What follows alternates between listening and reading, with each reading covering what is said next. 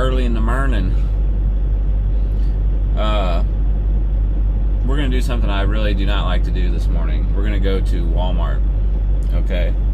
I have a few things I need to get. I need to get some razors. I want to get a little bit of food because I'm not a truck stop food eater kind of guy.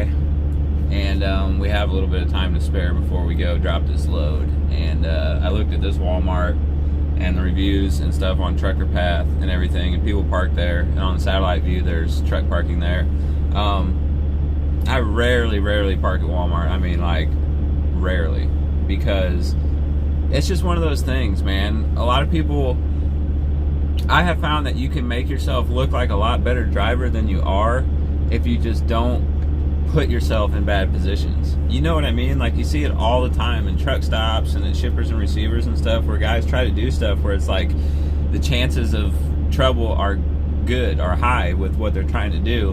Whereas me, like, if I pull up to a spot and I don't feel good about it, I don't even make a pass at it, you know. Or if I see a road that I don't feel comfortable with, I keep driving. You know what I mean? Like, if you just don't put yourself in that position, then you're better off. It's less risky. There's less chance for trouble, you know. So, and my record's clean, so I mean, that I guess speaks for itself. I don't know. So anyway, but we're gonna break that rule this morning and take this 53-foot trailer into Walmart. All right, so let's do it.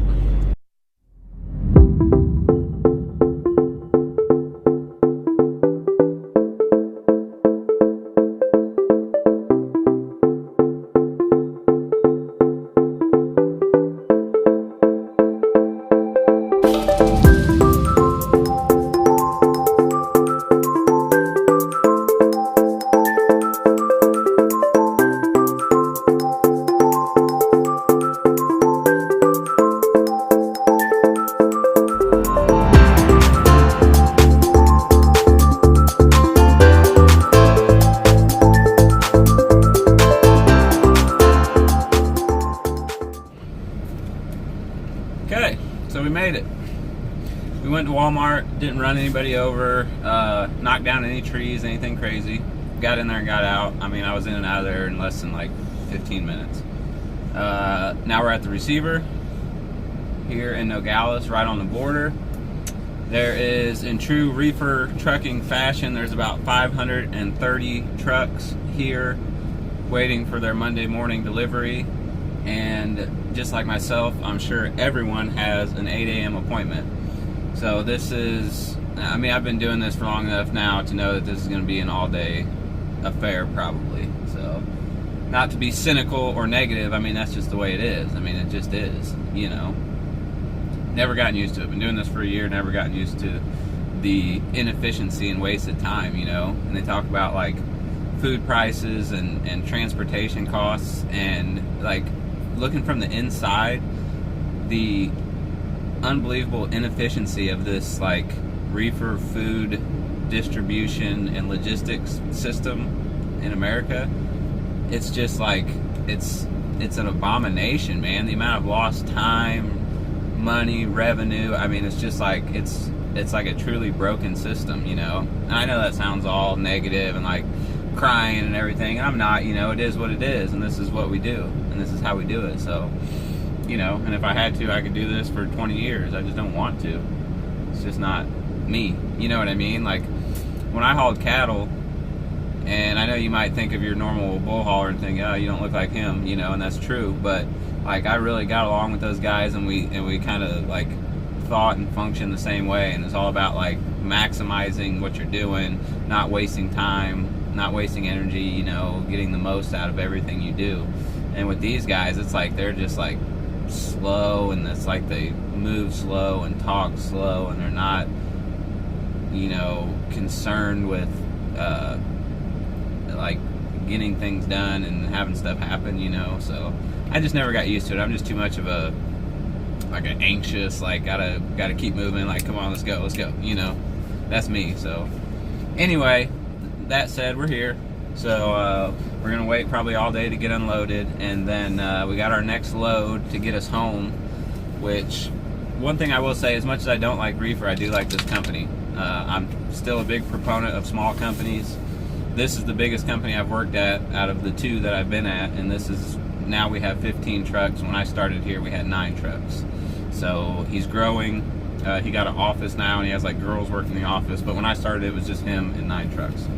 So, or him and one other guy that did like dispatching or whatever. So, but so he knows I need to go home, or I want to go home. I've been out for 2.5 weeks, and you know, if you work for a big company, that they're not, you know, I've heard all the stories as far as trying to get you home, and so this is a perfect example right here of how you can get home if you work for the right company. These big companies create this storyline of like, oh, you got to go where the loads go, and if we can get you home, we will, and if you get home every 2 months, you're lucky and stuff. Well, this guy, he always, like, whatever he has to do to get me home, he will. So, like, in this case here, I'm in Nogales, Arizona, and the best load, I just talked to him on the phone, and he's like, I couldn't get anything to Chicago, couldn't get anything to Illinois, you know, nothing really close. He said, so, but what I got is a 2-stop load of grapes that load right here in Nogales today, if I get unloaded first.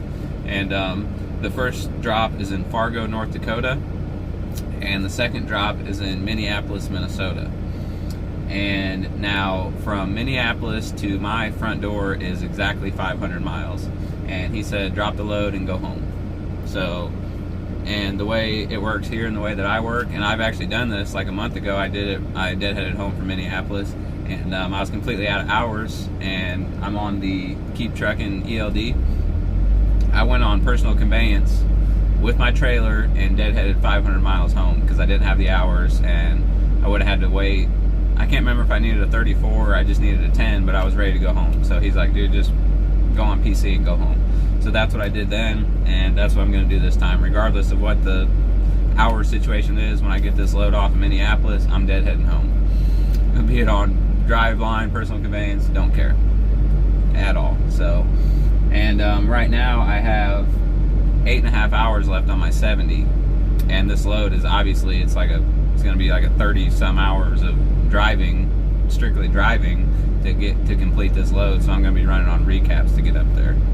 So, and I won't run on personal conveyance loaded, you know, I'll run legal and run on recaps and get up there. He's like, I'll deal with the broker, just, you know, use all your hours and get there as quick as you can, and then once you get empty, go home. So that's a little insight into working at a small company. If you guys are at mega carriers, how everything is like, you know, I remember chasing Andrew Jackson talking about, I think it was when he worked at Night maybe, or Interstate, one of those two, where like he went 15 minutes over on his hours, and they're calling his phone, and then he did it one more time and he gets fired for it.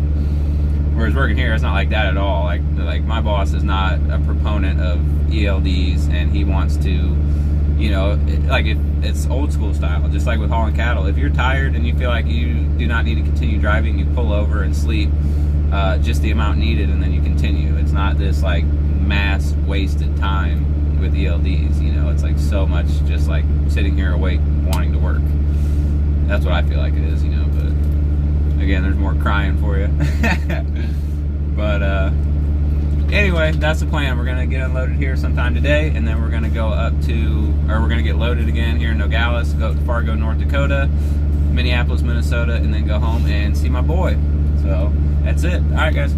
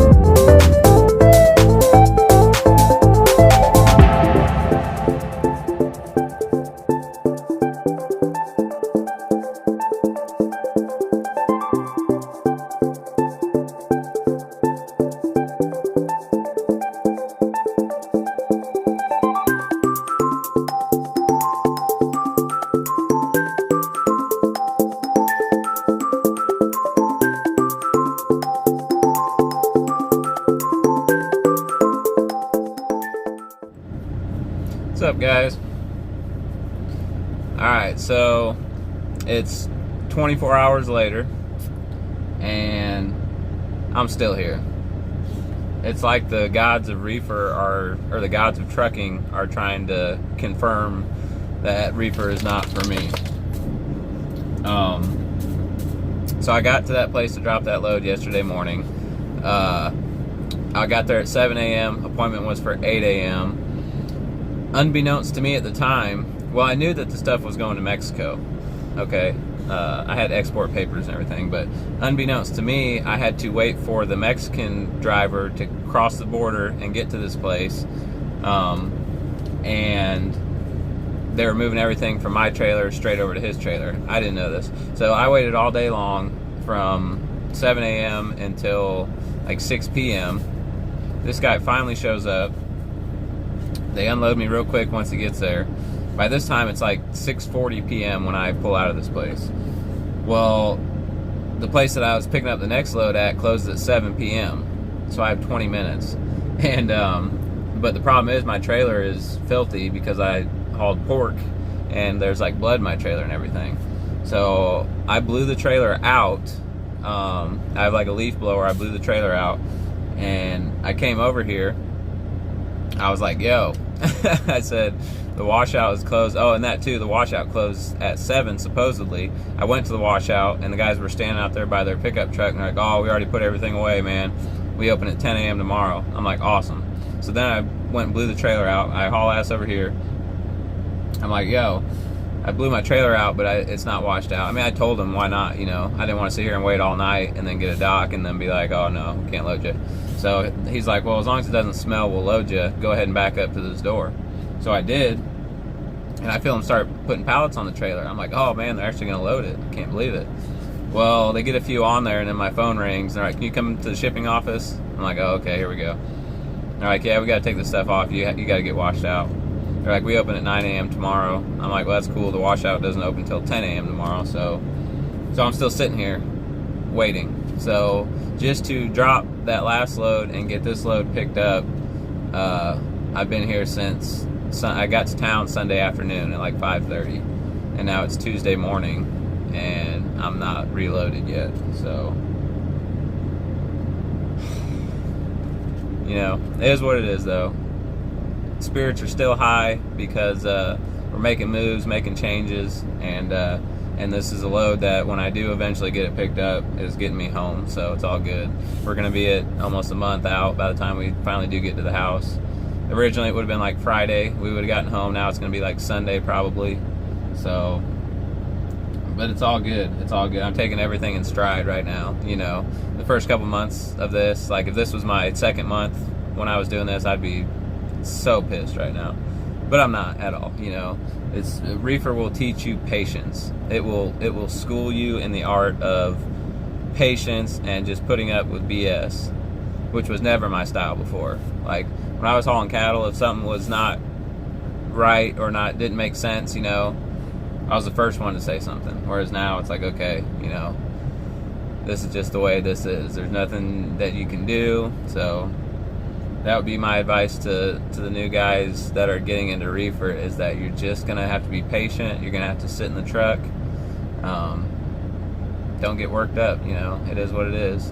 As long as you're getting paid, and as long as this is what you want to be doing, then this is what it is. This is really what it is. So, unless you're doing a drop and hook thing, that would be awesome. I've never had that because I've only been at 2 very small companies. My trailer goes with me everywhere. You know what I mean? I only pull one trailer. So, but anyway, that's the update, guys. We're sitting here. It's almost 7:30 a.m. Just chilling, just chilling till the washout opens, and then we're gonna go get washed out and get loaded. So that's what's up. All right, guys.